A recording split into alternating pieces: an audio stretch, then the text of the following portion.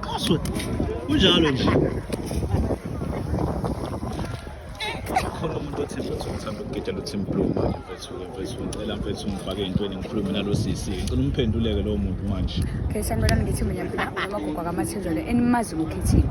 Okay guys, since unyaka usuka njena angikwenza ama-audition ngiwenza ekuqaleni konyaka kuphela. So mekuka nje unyaka wena ukwakho ukuthi usende ivideo yakho ku-WhatsApp wami noma koyedwa wethu ukuthi ujwayelene naye.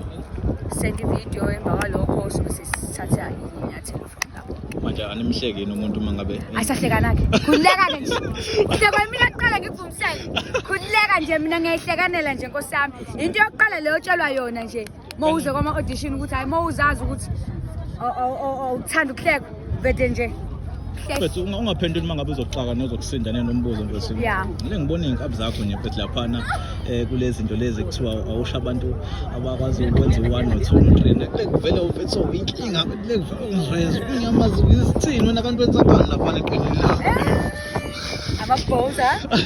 Ngiyadlala futhi ngicabanga ukuthi iy'ngane ziyayimisela mfethu akukho kuphila lokho because ngike ngabona namanye amacembu but ngiye ngijabule mengibona abantu bebiza iy'nkabi zami kanjeyana. So ngiyabona ukuthi shuthi iy'ngane zami zisebenza ngokukhulu ukuzimisela.